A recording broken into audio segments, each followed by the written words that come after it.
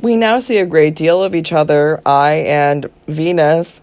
We breakfast under my arbor and take tea in her sitting room. I have the opportunity of revealing my pusillanimous talents. Why become versed in science and the arts if not to impress a lovely little woman? But she is not really such a little woman. In fact, she intimidates me dreadfully. Today I made a portrait of her and became aware for the first time how inappropriate is modern clothing to her cameo-like beauty. There is little of the Roman in her features, but much of the Greek. At times I should like to paint her as Psyche, or again as Astarte, as her expression changes from gaiety to languor, ardor to voluptuous weariness, but she would like me to make a straightforward portrait. Let us see. I shall put her in furs. How could I have hesitated? Surely nothing could suit her better than regal fur.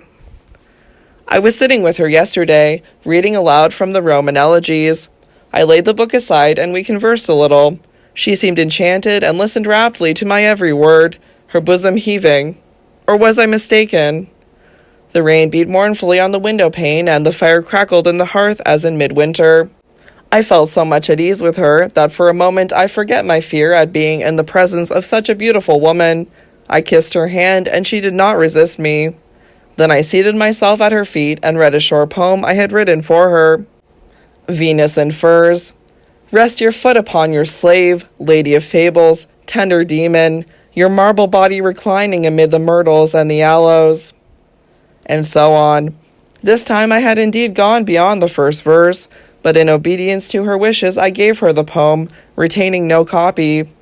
Now that I would like to transcribe it into my diary, I am only able to remember this particular verse. I am experiencing strange emotions.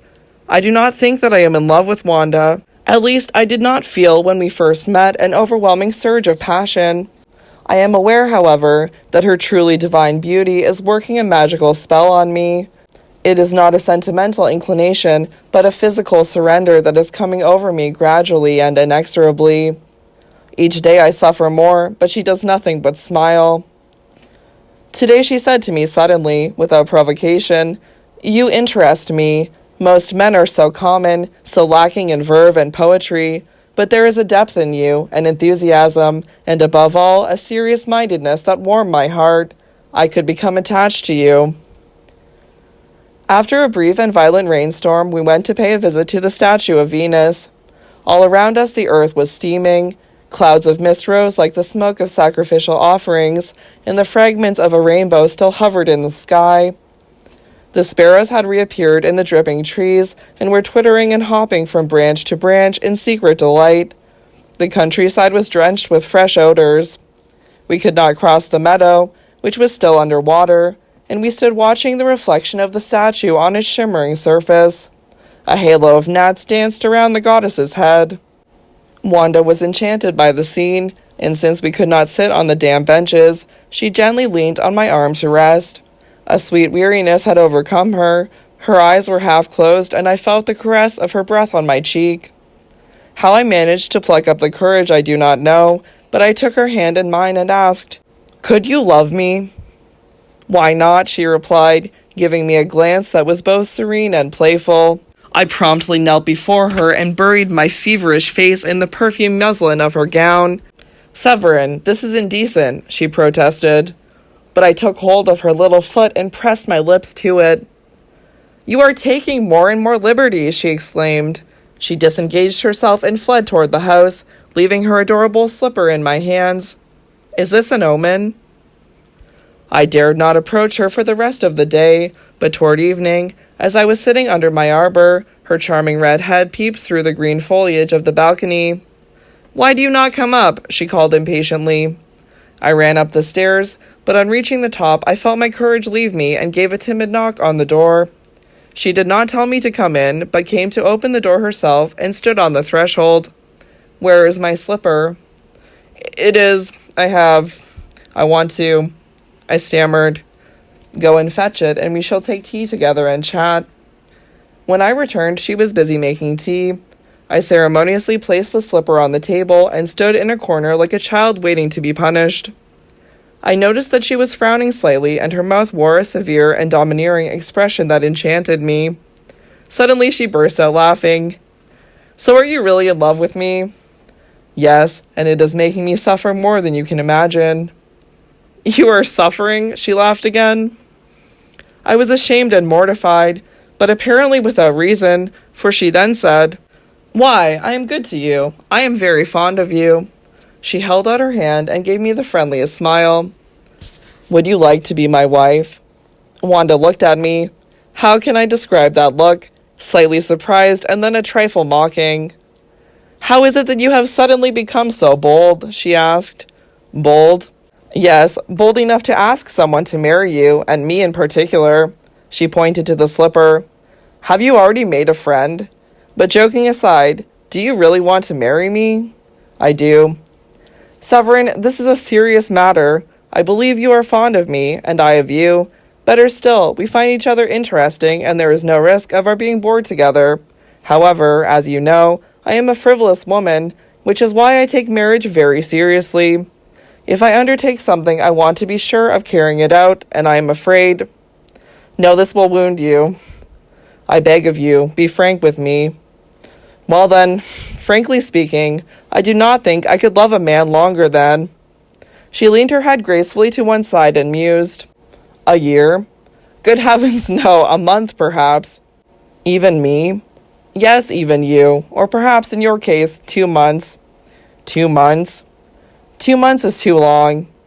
Madame, this is outdoing the ancient Greeks. You see, you cannot bear the truth. Wanda rose and walked across the room. She leant her arm on the mantelpiece and looked at me thoughtfully. What shall I do with you? She asked. Do what you will, I replied with resignation. Whatever you please. What inconsistency! First you want me to be your wife, then you offer yourself to me as a plaything. Wanda, I love you. We are back where we began. You love me and want me to be your wife, and I do not want to remarry because I have no belief in the permanence of either your feelings or mine. But if I am willing to take the risk of committing myself to you... Your proposal demands that I too should commit myself, she replied calmly. I can indeed imagine belonging to one man for life, but he would have to be a real man who commands my respect and enslaves me by his innate power. Do you understand? And I know from experience that as soon as a man falls in love, he becomes weak, pliable, and ridiculous. He surrenders to the woman and goes down on his knees to her. And I could only love a man before whom I myself should have to kneel. However, I have become so fond of you that I am willing to give you a trial. I threw myself at her feet. My goodness, you are already on your knees, a promising beginning. When I had risen, she continued, I shall give you a year to win my love, to convince me that we are suited to each other and that we might live together. If you succeed, I am your wife, a wife, Severin, who will perform her duties faithfully. During this year, we shall live as man and wife. The blood rushed to my head, and her cheeks, too, were set ablaze. We shall live together in the daytime, she pursued, and share all our habits so that we may find out whether we are really suited to each other. I shall grant you all the rights of a husband, a lover, and a friend. Are you satisfied? I have no choice. You are not forced to accept. So be it. Splendid. Now you are talking like a man. Here is my hand. For 10 days, I have not left her side for a single hour, except at night. I am allowed to gaze into her eyes continuously, to accompany her everywhere. My love is like a bottomless abyss into which I seem to be sinking deeper and deeper, and from which nothing can save me now. This afternoon we were seated at the foot of the statue of Venus. I was picking flowers and tossing them into her lap, while she wove them into floral chains with which to adorn our goddess. Suddenly Wanda looked at me so strangely that my senses ran wild, and passion enveloped me like a net of flames. I abandoned all restraint, threw my arms around her and kissed her lips, while she pressed me against her heaving breast. Are you angry? I asked. I am never angry about things that are natural, she replied, but I am afraid that you are suffering. Oh, I am suffering dreadfully. My poor friend. She smoothed the tangled hair from my forehead. I hope it is not my fault. No, I replied, but my love for you has become a kind of madness.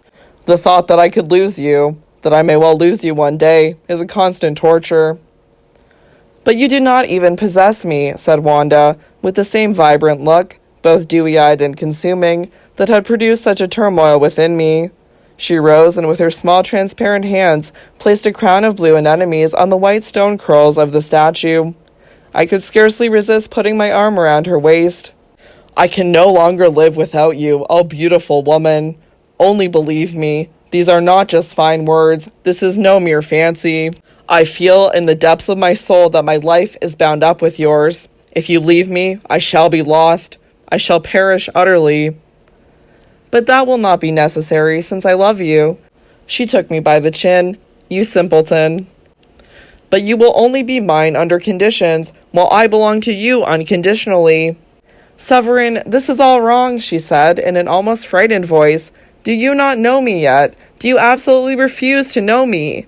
I am kind when people behave reasonably, but if they are totally submissive to me, then I become tyrannical. So be it. Be a tyrant, be a despot, I cried with exultation, but be mine forever. I prostrated myself before her and threw my arms around her knees. This will end badly, my friend, she said severely and without the least emotion. Oh, it must never end, I cried, beside myself. Only death shall part us. If you cannot be mine entirely and forever, then I want to be your slave. I want to suffer anything to be able to stay by your side. Calm yourself, she said, bending down to kiss my forehead. I am kind to you, but you are not taking the right road to win me and keep me. I will do anything you wish, only never leave me. Get up. I obeyed. You are a peculiar man, said Wanda, so you want to possess me at all costs? Yes, at all costs. But what would be the value of possessing me if, for example... She thought for a moment and eyed me in a disquieting manner. If I did not love you any more, if I belonged to another man... This was too much for me. I looked at her as she sat before me, confident and controlled. Her eyes had an icy brilliance. You see, she went on, the thought terrifies you. A gentle smile lit up her face. It is true. I am horrified to think that the woman I love, the woman who has accepted my love, could ever give herself to another without any thought for me. But would I still be free to choose? If I love this woman, if I love her to distraction, should I turn my back on her and perish for the sake of my pride? Should I put a bullet through my head? There are two kinds of women that I can love. If I cannot find a noble and spirited woman willing to share my destiny and complete faithfulness, then give me no half measures, no lukewarm compromises. I prefer to be at the mercy of a woman without virtue, fidelity, or pity, for she is also my idol in her magnificent selfishness. If I cannot enjoy to the full love's perfect bliss, then let me empty to the dregs its cup of bitterness and woe. Let me be ill-treated by the woman I love, and the more cruelly the better, for this is also a form of pleasure. Are you aware of what you are saying? Exclaimed Wanda. I love you with all my soul, I continued, with all my senses. You are necessary to my very existence, you and all that emanates from you. You must choose. Make of me what you will, your husband or your slave. Very well, said Wanda tersely, knitting her arched eyebrows. It will be most amusing to have complete power over a man who interests me and who loves me. At least I am sure to be entertained. You are rash enough to leave the choice to me, so I am choosing. I want you to be my slave. I shall treat you like a plaything. Oh, do, I cried, with a mixture of fear and rapture. Marriage can only be founded on equality and mutual understanding, but great passions are born from the meeting of opposites. It is because we are opposites, indeed almost enemies, that my love for you is part hatred, part fear. But in such relations, one person must be the hammer, the other the anvil. I choose to be the anvil. I cannot be happy if I must look down on the woman I love. I want to be able to worship a woman, and I can only do so if she is cruel to me. But Severin, replied Wanda almost angrily, do you believe me capable of maltreating a man who loves me as you do, and whom I love? Why not, if I adore you all the more for it? I am only truly able to love a woman who dominates me, who overpowers me with her beauty, her temperament, her intelligence, and her willpower, a woman who rules over me. Then you are attracted by what others find repulsive? That is right. It is my peculiar nature. Come now, there is really nothing so peculiar nor remarkable about your passion. Who does not find beautiful furs irresistible? We all know, we all sense how closely related are sensual pleasure and cruelty. But in my case, these things are taken to extremes. You mean that reason has little power over you and that you are weak and sensuous by nature? Were the martyrs also weak and sensuous? The martyrs? Precisely. The martyrs were supersensual beings who found positive pleasure in pain and who sought horrible tortures, even death, as others seek enjoyment. I too am supersensual, madame, just as they were. Take care that you do not also become a martyr to love, the martyr of a woman.